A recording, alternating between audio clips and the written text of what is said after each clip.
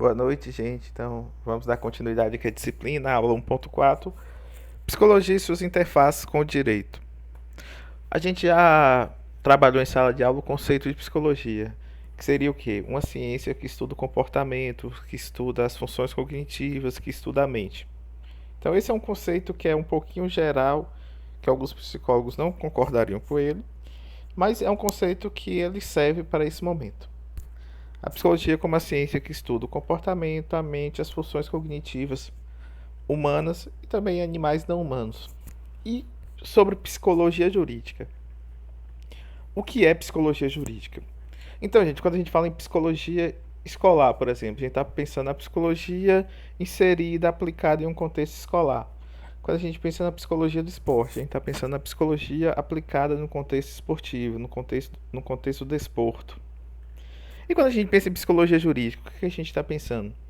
A gente está pensando na psicologia, assim como o nome da própria disciplina, aplicada ao direito, aplicada ao sistema judiciário, aplicado às normas jurídicas. Então, quando a gente pensa em psicologia jurídica, a gente está pensando na atuação da psicologia, na atuação do psicólogo, em um contexto jurídico, em um contexto do direito.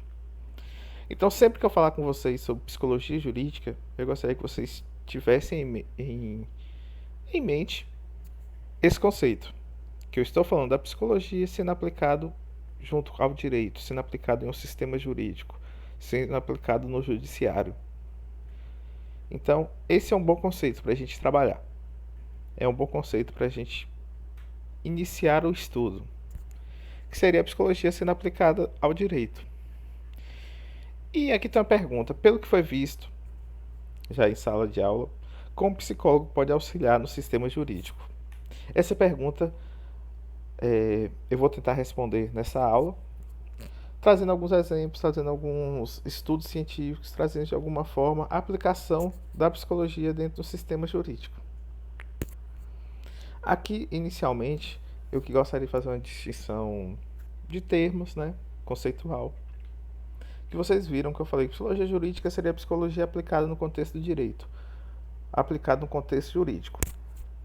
Quando eu falo em psicologia forense, há quem diga que não há diferença nenhuma entre o conceito de psicologia jurídica e psicologia forense, que são dois conceitos que descrevem o mesmo objeto, e há os pesquisadores que dizem que não, que o termo forense remete a algo mais restrito que o termo jurídico.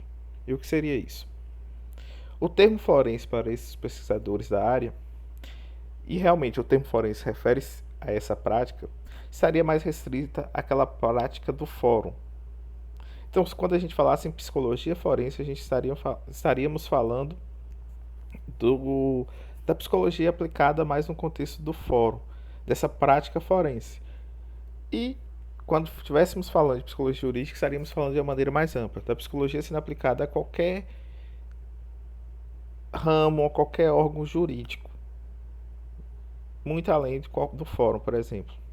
Então, resumindo, há quem pense que psicologia jurídica e psicologia forense são sinônimos, e não poucas vezes vimos em textos acadêmicos psicologia jurídica e psicologia forense sendo tratados como termos sinônimos, e há quem pense que não, que é uma distinção, que a psicologia forense estaria mais irrigada, mais referente a essa prática no fórum, essa prática forense.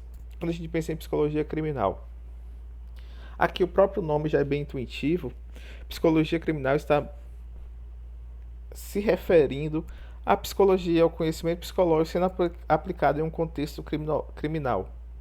É a psicologia, de alguma forma, buscando conhecimento, criando conhecimento dentro de um contexto criminal. E psicologia legal é um conceito que eu não vejo muito porque se distingue, mas como foi trazido dentro do livro de vocês, eu gostaria de explicar que é como se a psicologia legal é a psicologia criminal, perdão. A psicologia legal é como se fosse um ramo da psicologia criminal, mas que ela busca compreender fatores que motivaram o crime, fatores no perfil daquele criminoso no momento pós-crime. Então, o crime já foi cometido e o psicólogo legal ele tenta de alguma forma compreender os fatores que motivaram aquele crime, compreender o perfil do sujeito que cometeu aquele crime e as variáveis psicológicas que podem de alguma forma terem contribuído para o cometimento daquele crime. E a gente vai discutir muito bem isso aqui agora, iniciando por psicologia criminal. Gente, quando a gente fala em psicologia criminal, antes de mais nada, se a gente pudesse resumir, seria o estudo de variáveis psicológicas que de alguma forma interferem no comportamento criminoso. Aqui eu trouxe algumas variáveis que não são estritamente psicológicas, mas só para a gente compreender o que são variáveis que de alguma forma podem estar relacionados com a criminalidade, com o perfil do criminoso brasileiro. Mais de 50% das pessoas que hoje estão encarceradas do sexo masculino são ou por roubo ou por tráfico. Então percebe-se aí que quando a gente pensa em roubo, quando a gente pensa em subtrair coisa alheia, a gente está pensando num crime de valor patrimonial, de um crime patrimonial, um crime contra o patrimônio. Quando a gente pensa em tráfico, tá, tráfico não é um crime necessariamente contra o patrimônio, mas se a gente for fazer um estudo mais sociológico das razões das pessoas traficarem, a gente percebe muita vulnerabilidade socioeconômica. Então, por mais que não é um crime contra o patrimônio especificamente falando, se a gente for analisar do ponto de vista psicológico, sociológico, a gente também está pensando em crime contra o patrimônio, em um crime contra o patrimônio, um crime motivado por questões patrimoniais. E o porquê é importante a gente falar sobre isso? Porque aqui a gente pode pensar em uma variável que tem relação com a criminalidade. Quando a gente pensa num perfil socioeconômico. Quando eu penso, por exemplo, na população que mais é encarcerada no nosso país, a população negra. Por que será que o Brasil tem uma taxa tão alta de pessoas negras encarceradas? Percebe-se hoje que o racismo que vivemos na nossa sociedade, principalmente na sociedade brasileira, de alguma forma contribui muito para isso. Quando a gente pensa que 75% de nossa população carcerária não tem um ensino médio, a gente consegue perceber que a escolaridade de alguma forma é um fator de proteção contra a criminalidade. Quanto mais uma pessoa tem uma escolaridade, tem um grau de conclusão de etapas do ensino. Conclusão de etapas do ensino, vocês entendem que é concluir o ensino fundamental, concluir o ensino médio, concluir o ensino superior. A gente está pensando que essa pessoa de alguma forma ela tem uma proteção maior contra a criminalidade. Uma proteção no sentido de dela se tornar um criminoso, dela cometer crimes. E por último aqui tem o baixa renda, como eu já expliquei. A maioria da nossa população carcerária também tem um perfil de condição de vulnerabilidade socioeconômica. Todas essas variáveis de alguma forma têm alguma relevância, nos mostram de alguma forma que a criminalidade pode ser pesquisada. Que de alguma forma há uma constância, há uma variável que de alguma forma interfere na criminalidade. E qual a importância que vocês acham da gente conhecer quais são as variáveis relacionadas ao cometimento de crime? Primeiramente, gente, nós estamos no curso de Direito, não necessariamente no curso de Advocacia.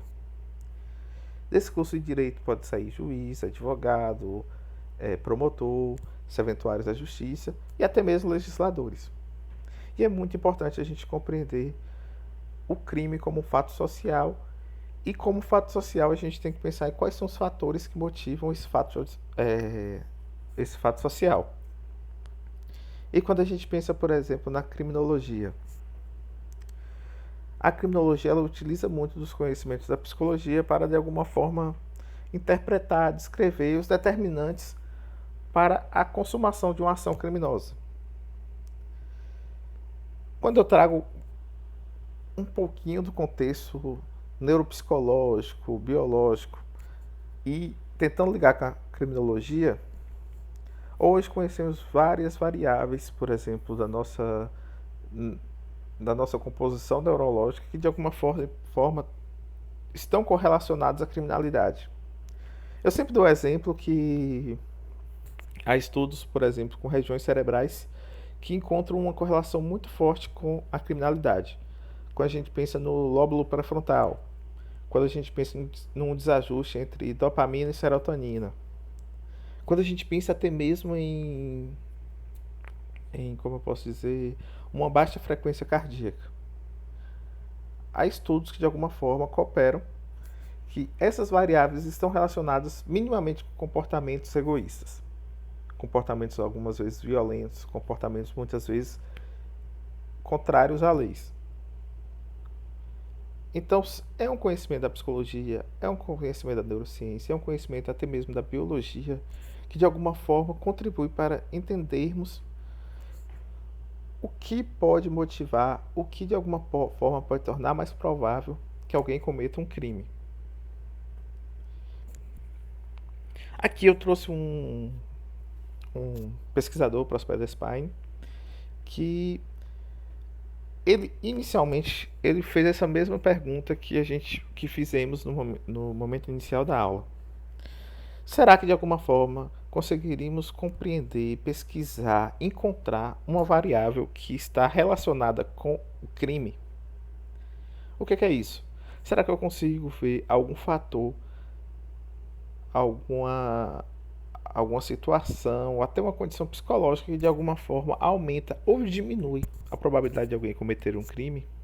E Prosper Spine, ele fez sua pesquisa e ele encontrou que ódio, egoísmo, falta de empatia são variáveis que de alguma forma estão relacionadas com o crime. Isso é muito importante, gente, porque hoje a gente tem muita pesquisa, por exemplo, com empatia.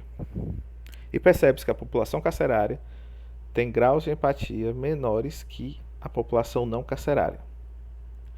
E além do mais, a gente já tem pesquisa que mostra que a empatia, por exemplo, é como se fosse uma vacina.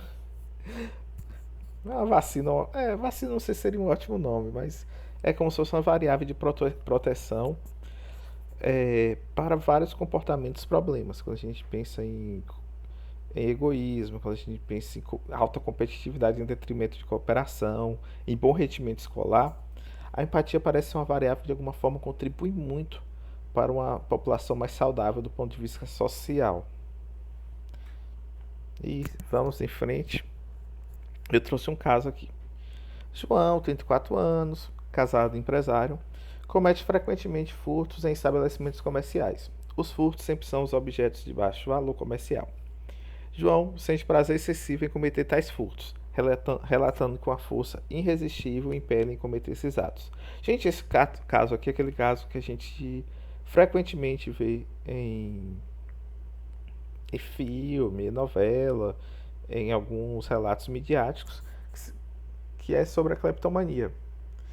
E por que eu trouxe esse caso específico? É a ideia da gente compreender que é uma conduta que inicialmente a gente pensa, subtrair coisa móvel alheia. Só que a gente tem que pensar também qual é a motivação psicológica daquela conduta. Quando eu penso que uma pessoa tem um prazer irresistível, uma vontade quase que, perdão pela repetição da palavra, irresistível mesmo, uma vontade um desejo que ele não consegue resistir, que parece que ele impele de uma maneira tão forte a cometer aquela subtração, a gente aqui está falando de uma conduta que, abre aspas, não seria necessariamente livre. Se eu penso que a pessoa tem uma condição clínica que a repele, que a impele a cometer aquele tipo de conduta, isso é relevante para o direito. Isso é relevante para o direito penal. É uma condição psicológica que, de alguma forma, eu consigo compreendê-la e consigo, de alguma forma, pensá-la de um ponto de vista jurídico penal.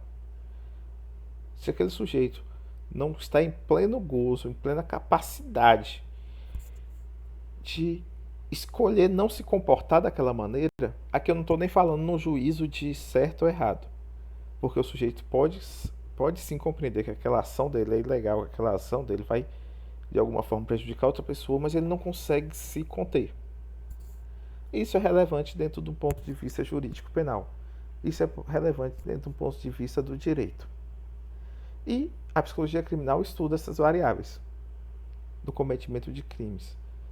De alguma forma, situações, condutas, predisposições ao cometimento de crimes. Psicologia legal, como eu já falei com vocês inicialmente, eu não vou me delongar, essa perspectiva pós-crime, Os aspectos que motivaram o crime, o perfil psicológico do sujeito no momento do crime, como aquela pessoa estava no momento do crime. Aqui só abre parênteses, nesse último comentário de perfil psicológico do sujeito no momento do crime. Isso pode ser muito, muito, muito relevante a depender do crime, da situação e do diagnóstico da condição psiquiátrica da pessoa que comete o crime. Dentro do Código Penal a gente tem um excludente de... Dentro do Código Penal a gente tem... Peraí, gente, eu vou beber água aqui. Pronto, gente, voltando, dei uma pausa aqui para beber água. Como eu falei, esse foi, acho que eu tava aqui, já me perdi.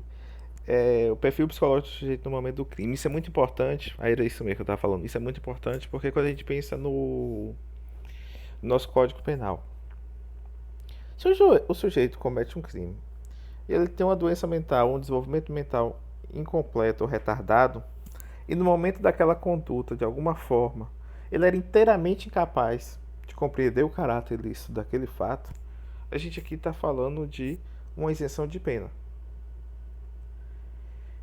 Então é muito relevante para a gente, do ponto de vista jurídico, conhecer se no momento que aquele sujeito, no momento do crime, se ele era inteiramente incapaz de compreender o caráter ilícito do seu fato.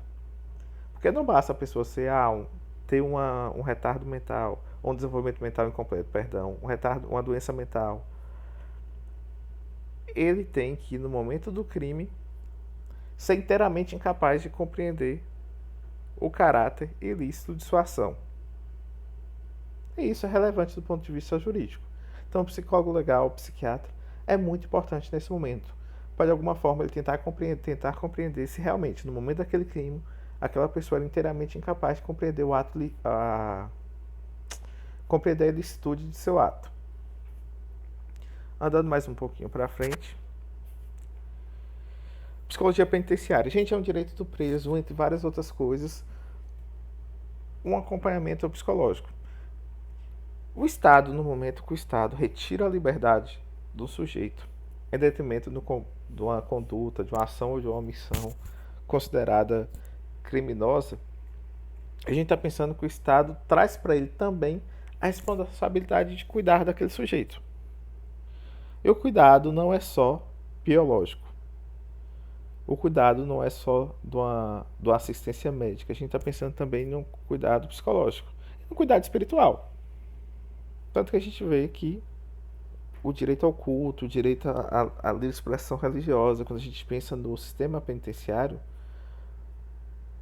o preso tem direito a um acompanhamento espiritual também.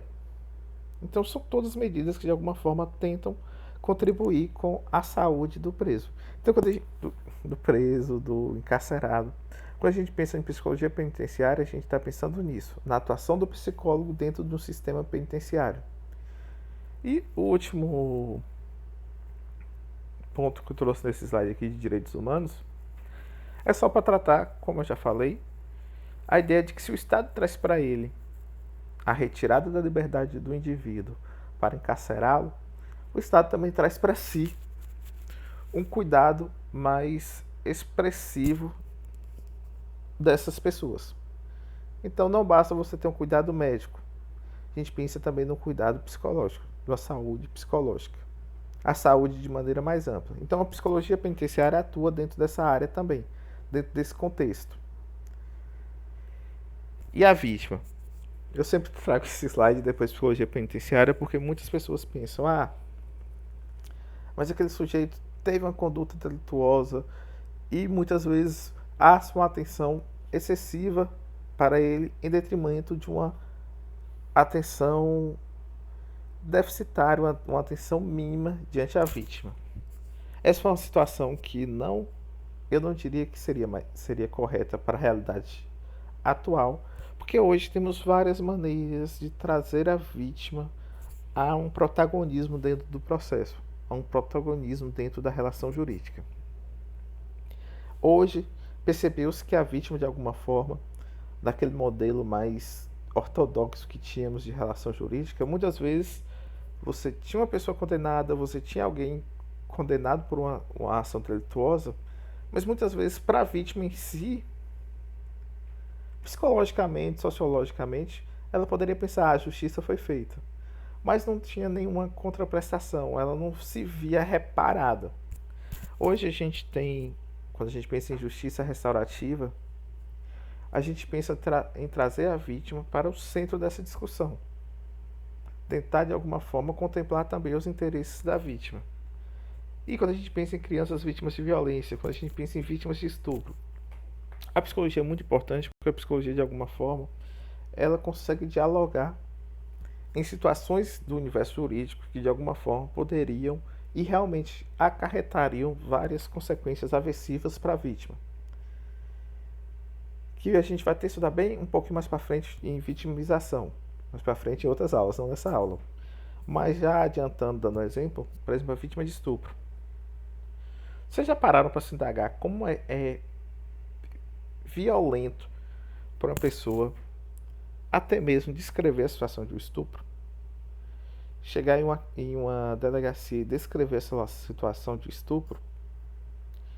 Imagine uma situação que você chega, que a pessoa foi estuprada, chega em um local para relatar o estupro e as perguntas sobre aquele ato de alguma forma parecem ser tão nocivas como o ato em si. Parece até que eu exagerei, né? Que as perguntas tão nocivas como o ato em si, mas vamos imaginar que as perguntas sejam muito nocivas. Não necessariamente como o ato, mas muito nocivas. Ah, como é que você estava vestida? Você de alguma forma gostou? Você já teve algum relacionamento com essa pessoa que lhe estuprou? Isso de alguma forma a gente estava vitimizando novamente aquele sujeito. Estaríamos de alguma forma revivendo para ela aquela situação ou para ele. Então é muito importante a gente pensar na psicologia nesse contexto. E atendimento em rede de saúde e assistência social. Gente, a vítima de alguma forma ela pode ser acompanhada em vários órgãos públicos. Quando a gente pensa no CREAS, é um órgão do poder público, da assistência social, que de alguma forma está lá para dar amparo a pessoas que de alguma forma já sofreram algum tipo de violência. CREAS é Centro de Referência Especializado em Assistência Social. É a gente trazer também a vítima para um lugar de destaque. Pensando ainda na assistência social, a gente tem o CRAS, que é um Centro de Referência de Assistência Social, de alguma forma está lá tentando atuar diante da comunidade, atuar diante das pessoas, mesmo antes que aquela violência ocorra. Estamos tentando proteger, tentando cuidar de uma população que muitas vezes está, abre aspas, em um perfil de risco. É a psicologia atuando também junto do direito, junto do sistema judiciário.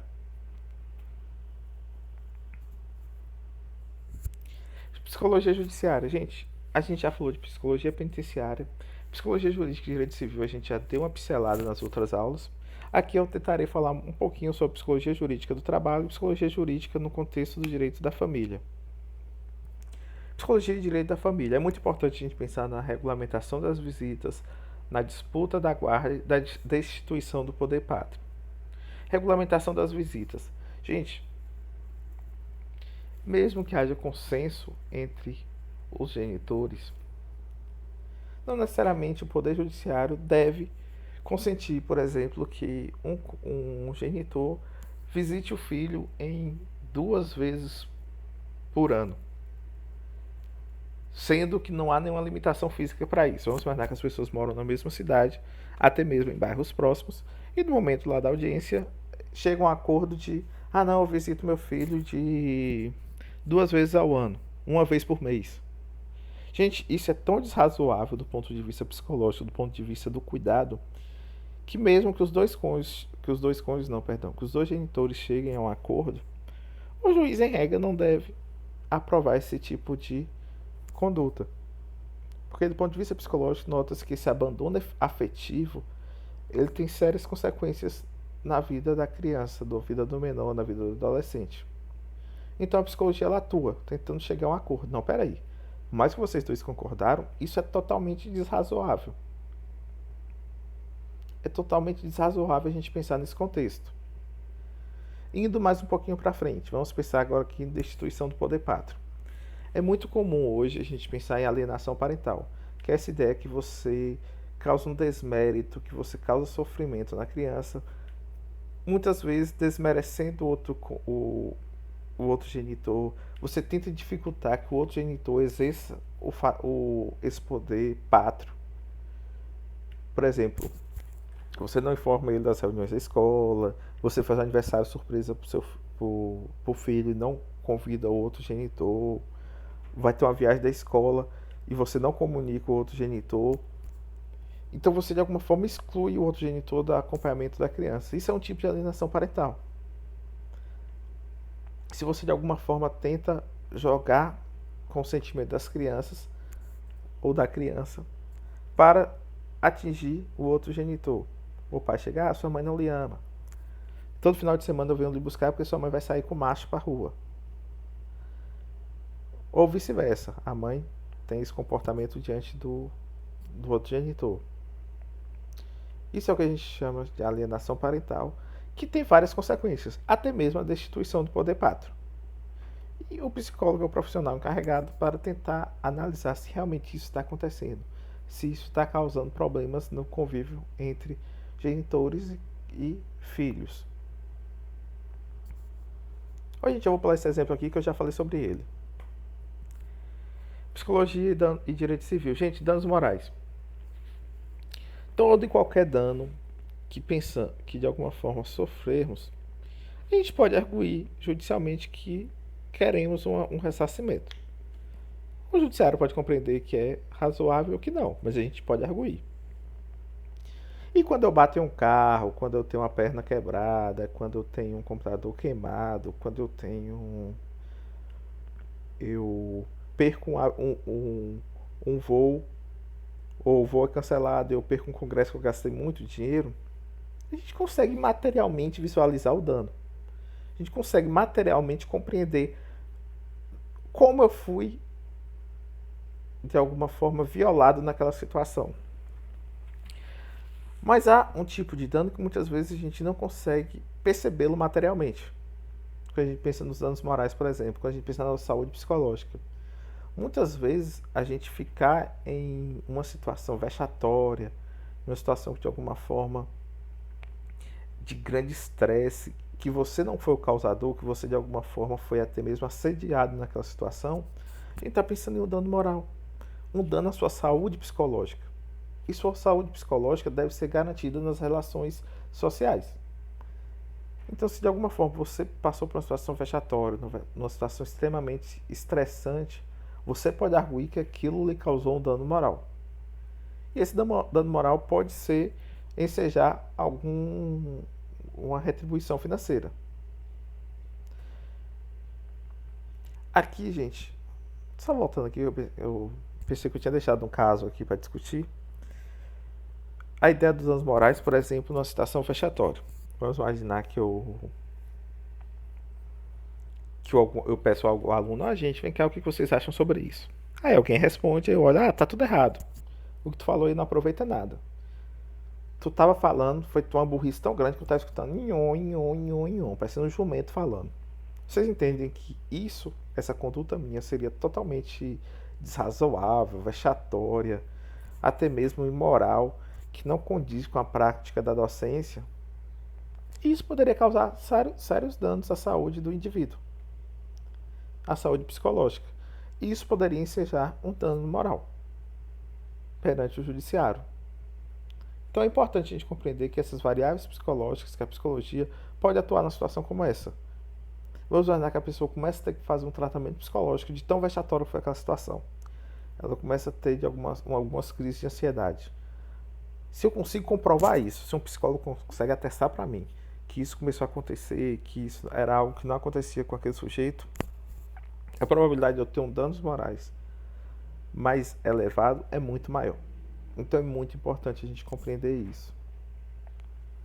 Quando eu penso agora em psicologia e direito do trabalho, quando eu penso que a subordinação realmente é uma característica da relação de trabalho.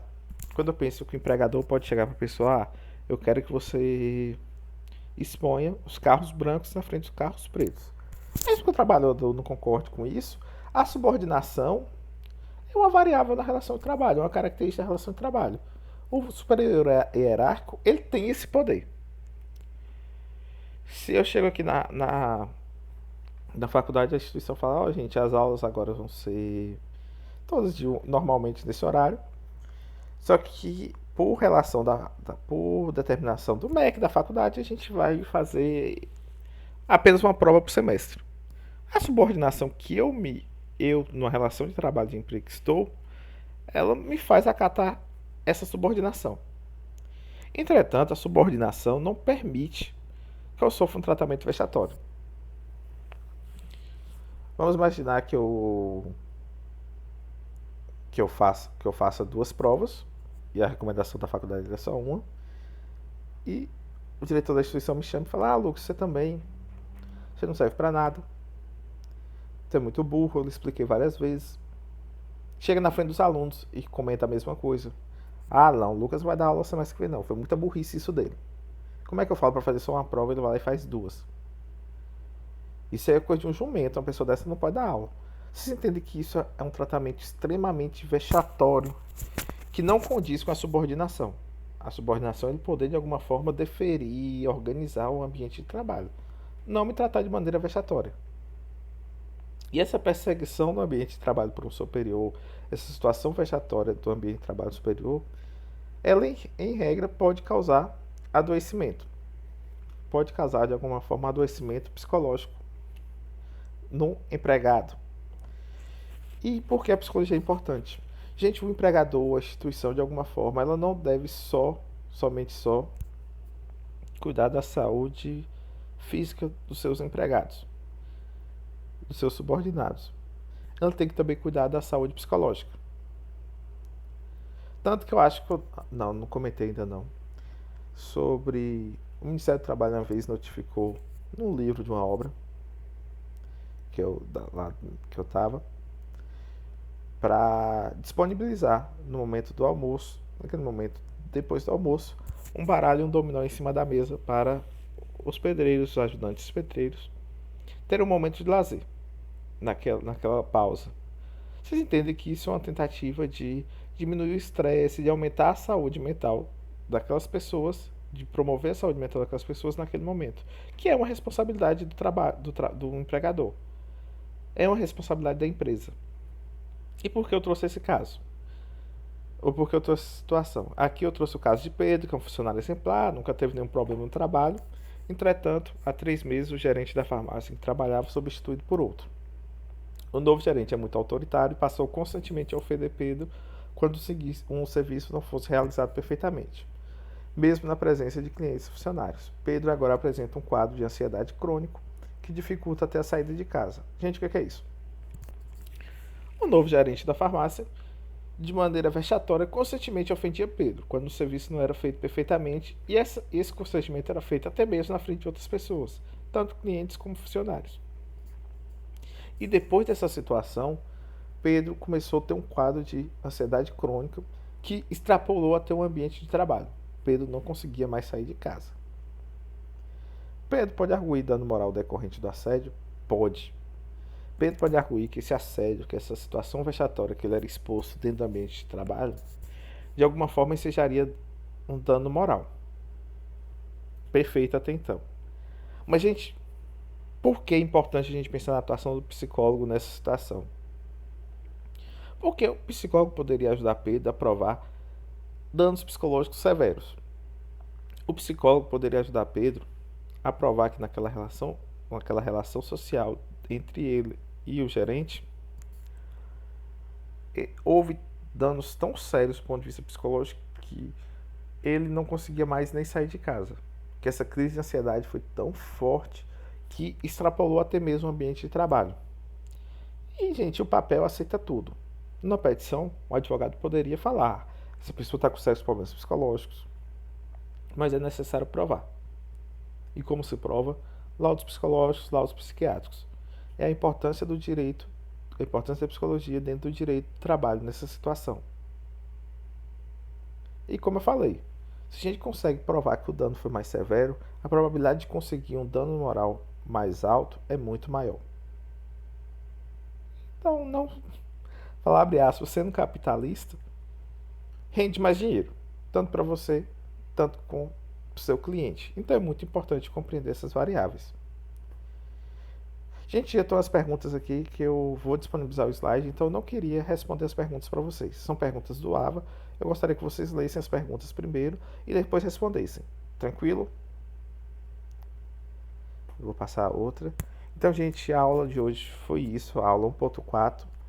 Grande abraço para todo mundo e a gente se vê na próxima aula. Valeu!